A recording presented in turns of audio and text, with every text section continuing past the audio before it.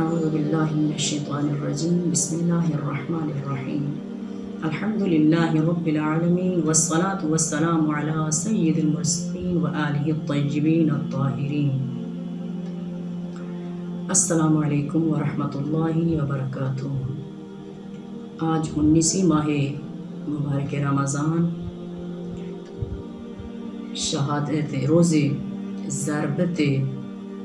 امیر المؤمنین علیہ السلام کہ آج کی سحر یقیناً تمام شیعیان جہان اور عاشقان ولایت آج کے دن سوگوار ہیں اور گھروں میں بیٹھ کر عزاداری میں مبتلا ہوں گے، چونکہ آج کی سحر بہت مشکل سحر تھی محمد اور آل محمد کے لیے، یتیمان علی کے لیے، چونکہ آج کی سحر امیر کائنات کو جب ضربت لگی تو ضربت لگنے کے بعد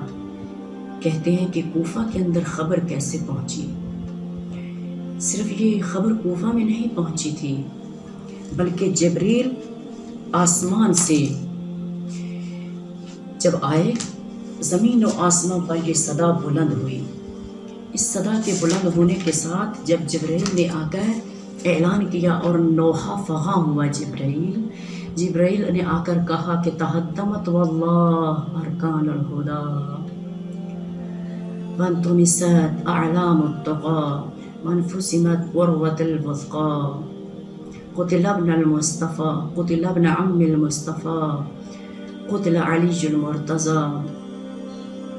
جب جبرائیل نے اس صدا کو بلند کیا تو زمین سوگوار ہوئی، زمین و آسمان پر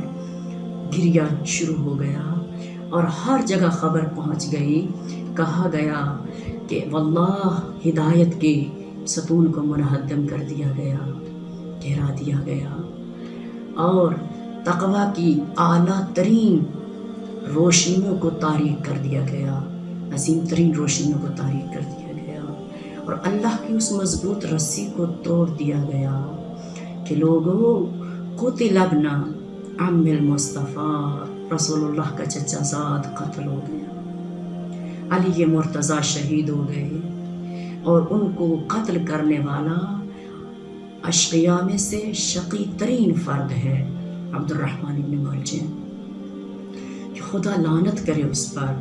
اس نے خانہ زہرا پر وہ مصیبت ڈھائی کہ نہ صرف یہ کہ یتیمان علی آج گریہ کر رہے ہیں، رو رہے ہیں، بلکہ یتیمان کوفہ کہ جن کا سہارا علی تھے، جن تک رزق پہنچانا، جن کی احوال پرسی کرنا، کہتے ہیں امیر کائنات کا یہ انداز کہ جو تمام یتیموں کے باپ تھے، خود فرمایا کرتے تھے کہ صرف حسن اور حسین کے باپ نہیں، تمام یتیموں کا باپ علی، تمام بیواؤں کا سہارا ہے۔ تو تبھی تو جبریل نے کہا کہ تہدمت واللہ ارکان الہدا، آج ہدایت کا چراغ منہدم، ستون منہدم ہو گیا، گر گیا۔ تو اس دعا کی جانب چلتے ہیں۔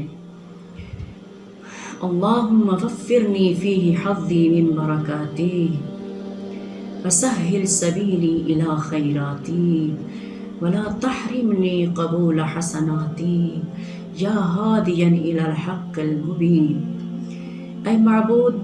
آج کے دن اس ماہ کی برکتوں میں میرا حصہ بڑھا دے، وافر کر دے۔ وفر بمعنی یہ زیادہ کرنا، اضافہ کرنا، بڑھا دینا، یعنی پہلے جتنی بھی برکات ہیں میرے پاس، جو نیکیوں سے میں نے حاصل کیا، اعمال صالحہ سے میں نے ان نیکیوں کو حاصل کرتا رہا، برکات کو حاصل کرتا رہا، تو اس مہینے میں خصوصی طور پر اور آج کے دن میری برکات کو جو اس ماہ مبارک رمضان میں ہے، پروردگارہ بڑھا دے، اور میرے لیے نیکیوں کے راستے تک پہنچنے کے لیے آسانیاں پیدا کر دے، نیکیوں کا راستہ آسان فرما دے، بھلائیوں کا راستہ آسان فرما دے۔ وَلَا تَحْرِمْنِي قَبُولَ حَسَنَاتِهِ یا ہادیا الی الحق المبین، اور میری نیکیوں کو قبولیت سے محروم نہ کرنا۔ اے روشن حق کی طرف ہدایت کرنے والے، اس دعا کے فراز میں جیسے پروردگار فرماتا ہے کہ ماہ مبارک رمضان دیکھ لیجئے کہ خداوند متعال آپ کو وافر عطا کر رہا ہے، زیادہ عطا کر رہا ہے۔ وافر دو معنوں میں آتا ہے،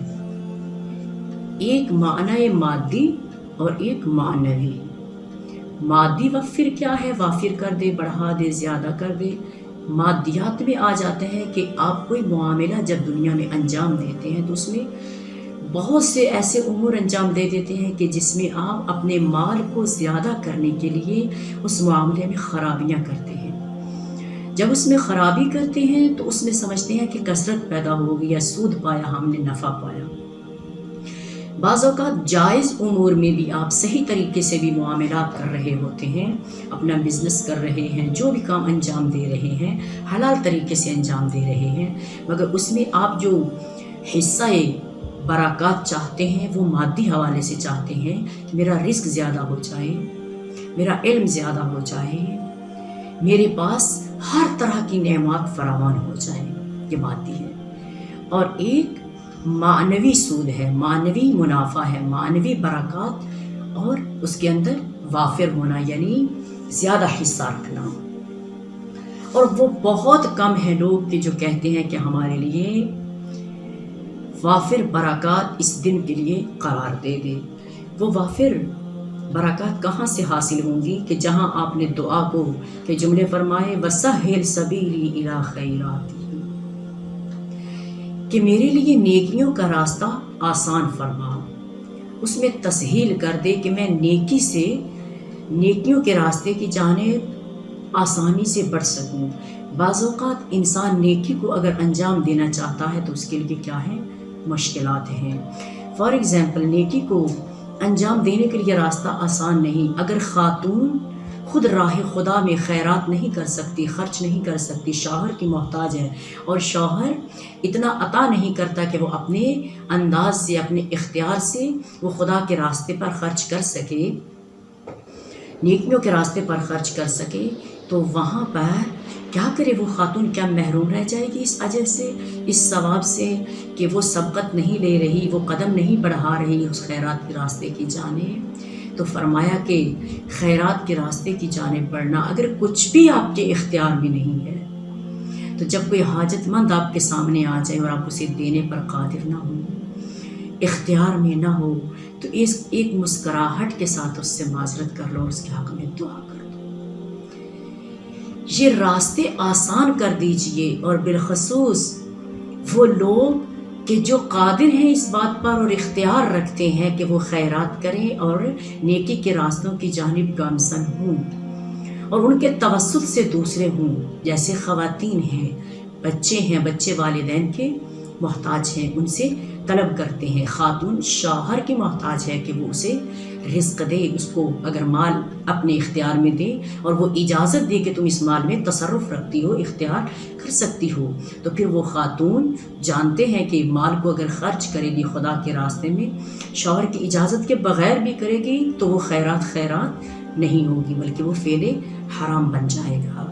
تو اس لیے ہر کوئی نیکیوں کے راستے کو آسان کرنے کی کوشش کرے، شوہر بھی اپنے مال کو بیویوں کے اختیار میں دے، چونکہ یہ وہ مہینہ ہے کہ جس مہینے میں وافر حصہ تم برکات کا چاہتے ہو، اور ان کو حاصل کر کے اپنی زندگیوں کے اندر تمام سال، دوران سال ان برکات سے استفادہ کرو۔ وَسَهِّلْ سَبِيلِي إِلَىٰ خَيْرَاتِهِ، میرے لیے راستے آسان کر دے خیرات کی جانب بڑھنے کے لیے، چونکہ تو فرماتا ہے کہ فَاسْتَبِقُوا الْخَيْرَاتِ، خیرات کی جانب سبقت اختیار کرو، اور سبقت لے جانے والے خدا کے زیادہ قریب ہیں۔ کسی کام کا اگر ارادہ کر رکھا ہے آپ نے کہ میں اسے انجام دوں گی، اور اسے فار ایگزامپل میں صدقہ دوں گی،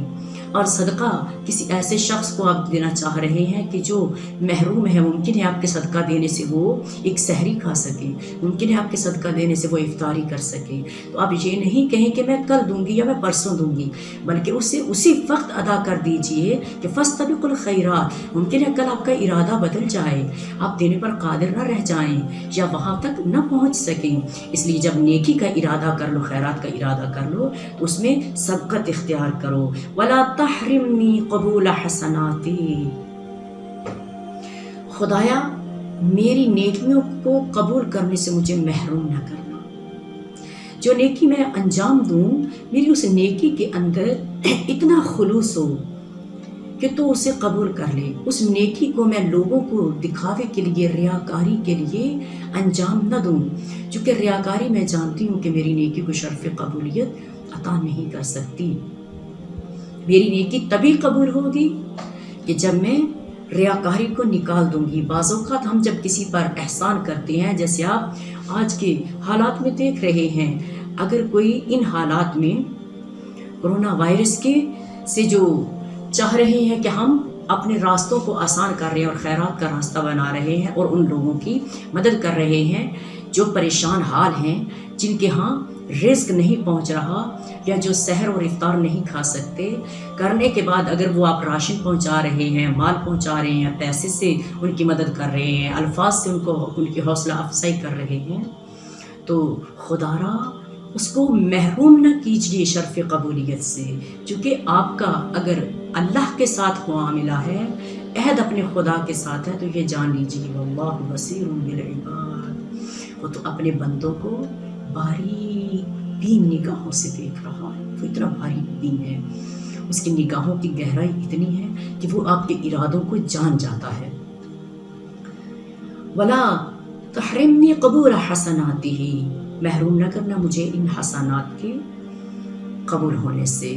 اور خوش قسمت ہے آپ کے جس کو موقع ملا کہ وہ خیرات بھی کریں اور ان خیرات کو قبول بھی کروا سکے۔ اگر کسی کو عطا کر رہے ہیں، دے رہے ہیں، اسے یہ احساس مت دلائیے کہ آپ مجھ سے کمتر ہیں، میں اس لیے آپ کو دے رہی ہوں۔ بہت سے وہ لوگ ہیں کہ جو سفید پوش ہیں، وہ آپ سے اس انداز سے لینا نہیں چاہتے، مگر وہ ضرورت مند ہیں، انہیں ہدیہ کے طور پر دے دیجیے تاکہ پروردگار آپ کی اس نیکی کو، اس خیرات کو شرف قبولیت عطا فرمائے۔ یا ہادیا الی الحق المبین، اے روشن حق کی طرف دعوت دینے والے، روشن حق کی طرف ہدایت کرنے والے، ہمیں اس دین مبین حق کی جانب مرغوب کر دے، راغب کر دے کہ وہ دین مبین کیا ہے۔ یہاں پر روایات میں بھی ملتا ہے اور تفسیر میں بھی کہ یا ہادیا الی الحق المبین کس کو کہا؟ حق المبین ولایت علی ابن ابی طالب و فرزندان علی ابن ابی طالب قرار دیا، یعنی ائمہ اطہار کی ولایت کو حق المبین کہا۔ تو شکر پروردگار ہے کہ اس نے ہمیں محبت اہل بیت پر قرار دیا اور تمام شیعیان جہان محبت علی اور عشق علی میں راہ ہدایت پر ہیں اور علی کو اپنی زندگی میں فالو کر کے بتلا رہے ہیں کہ امیر المومنین جیسا راہبر اور امیر المومنین جیسا ہادی جو کہ دین مبین حق ہے، جس نے علی کو قبول کر لیا، فالو کر لیا، علی کی اتباع کر لی، گویا اس نے دین مبین اسلام کو قبول کر لیا۔ انشاءاللہ کہ پروردگارہ ہمیں دنیا میں بھی علی ابن ابی طالب کی ولایت اور ان کی تعلیمات پر زندگی گزارنے کی توفیق فرما، اور آخرت میں بھی علی ابن ابی طالب کے ساتھ ہم سب کو محشور فرما۔ السلام علیکم ورحمۃ اللہ وبرکاتہ۔